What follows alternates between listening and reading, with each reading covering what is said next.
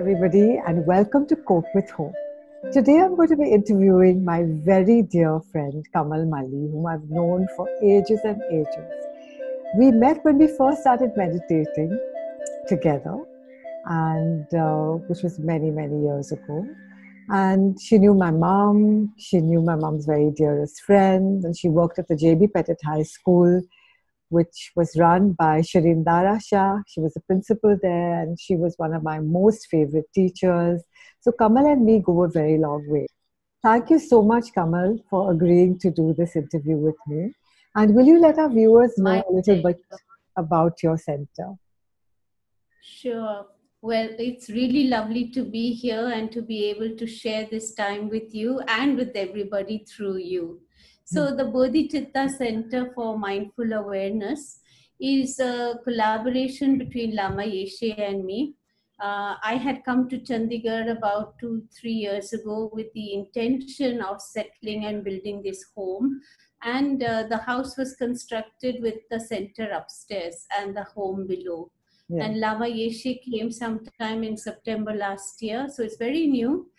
September last year, and he was also quite surprised and that this is what we had in mind and that we would take it forward. So the That's center lovely. actually reaches out weekly. We had weekly satsangs, yes, but lots of weekly programs also.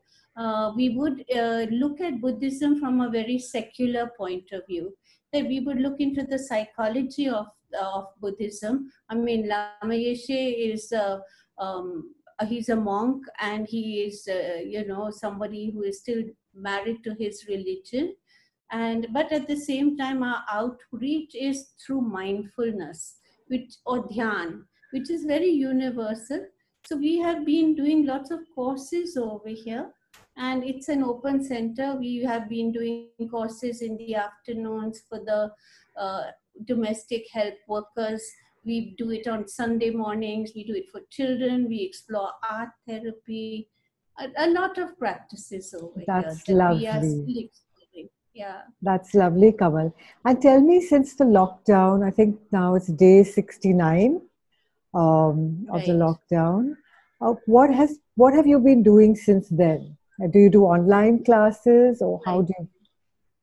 So, right at the beginning, on the 25th of March, actually, I took out a blog or a letter that was put into the newspapers over here. And it was called 2020, the twinning year of transformation. And Yeah, this has really been, I would say, the form of what we have been doing.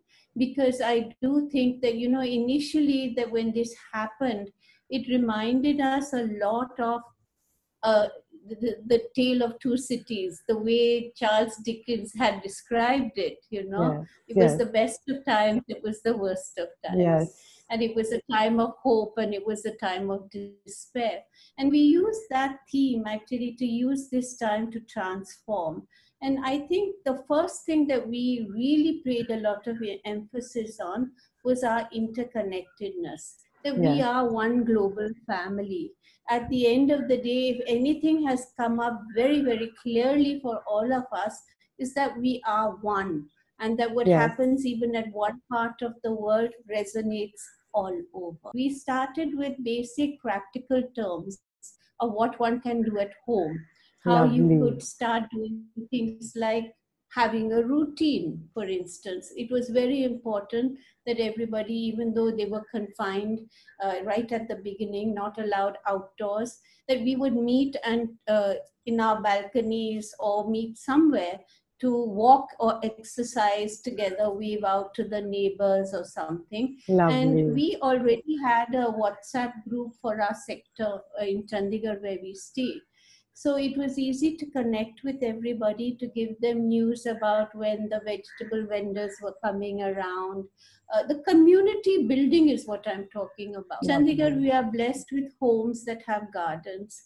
So we started a barter system. I had a lot of mulberries that time in the month of, end March, early April. So I would make the jam. I would leave it on the boundary wall. Somebody would come with bengan or eggplant from their house and leave it there. So go That's downstairs. lovely. Yes. Yeah. So we started a little barter system over here where Yes. people felt connected. Somebody had made idlis or dosas, and then they would leave a little bit, and then you would, we have this tradition in India. You never give a bartan khali back. You never Yeah. give an empty vessel back. So there's been a Return it. lot of So sharing and caring. There's been a lot of community interconnectedness, developed.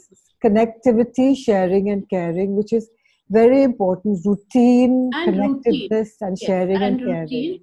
Lovely. So we did start online classes. We Yes. started them in the morning also, and these were absolutely open to everybody. There's Yes. another lady with whom I worked, Jyoti.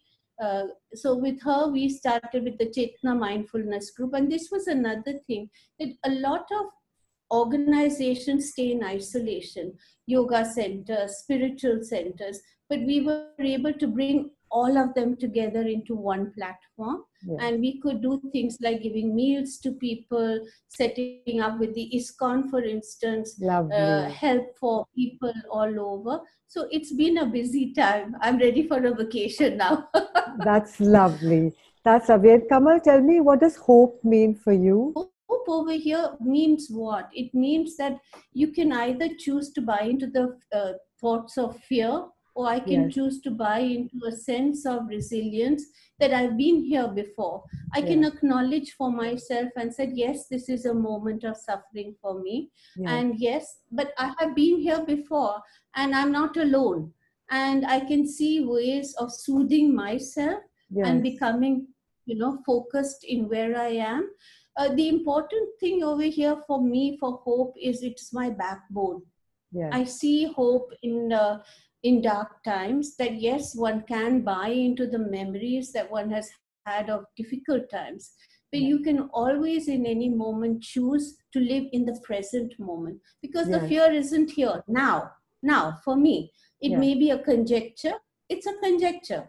It's over in the past. Right now, there's no hope. There's only fear. There's only hope, and hope alone. So it defines me very much so. Yes. Oh, I like that. Right now, in the present moment, where's the fear? I was just telling a friend this morning that when I'm in peace, everything else drops away. I don't care what you said to me yesterday, what happened day before. I'm just in peace right now in this moment, and that peace is what I offer everybody. It's similar to what you're saying. So when you connect with that energy, which is the energy of gratitude also, it's the energy of love also. I mean, we call it many things. If I didn't have a vocabulary, I would be honing into the same energy frequency. Absolutely. Right? And I think this is creativity. So for me, the hope that I feel is a creative expression of my personality. It's not that I have to do something aesthetic. It's just in the way I feel that I'm creating something. What is the thing that brings you back to your center again and again, for you personally? Yes, as a person, I have to say it is my practice. It is my daily practice that is soothing for me. It is the awareness of my breathing. I am doing a series of chakra meditation in Nairobi online, and one in the UK.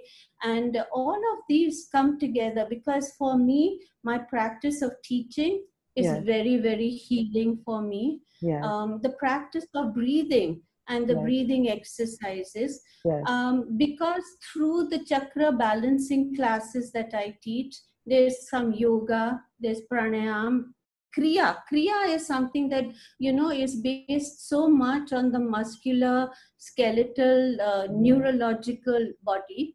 And for me, this has been a great thing to share with everybody. The mudras, our mudras also, acupressure points. Mantras, of course, sound healings. We also have regular sessions with Tibetan singing bowls. So music has been very healing also. Personally, it's in the act of sharing all of this that I feel energized. I feel a real sense of connection. I feel the bigger self being expressed. That's So lovely. personally, for me, it is my practice. The practice is what keeps you centered. That's And lovely. routine. And routine is so important. The Yes. routine that we have, getting up at a, because otherwise this can be a blah day. I don't know if it's a Monday or a Thursday when you're in lockdown. Yes. So if it's just a blah day, then you have lost it.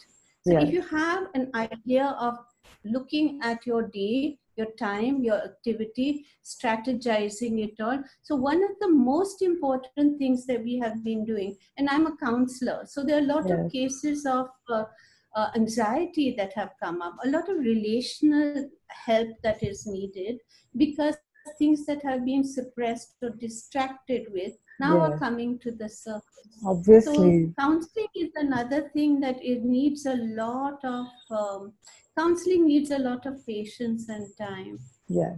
And this is Absolutely. again when you give them hope at times like this, when you give them hope at times like this and give them techniques, you give Yes. them solid ways in what they can do, Yes. it helps. And Absolutely. gardening, you know, is just getting your hands muddied with soil and working with your hands physically. Another very cleansing and healing thing to do. Yes. I Absolutely. recommend that even if you have a small balcony, put your potted plants out. It's just a connection with life and living also. Thank you so much, Kamal. Thank you very much for agreeing to do Cope with Hope and for sharing what you do. Any last words of wisdom you'd like to share with us or with the audience? Yes, we are one world. This is one essential period in time for all of us. We are connected. We are living together. And if there is one thing that I would like everybody to say, feel the love, feel the hope, feel the gratitude. It's what we are, actually what we are. Thank you so much. Thank you, Kamal. This was wonderful.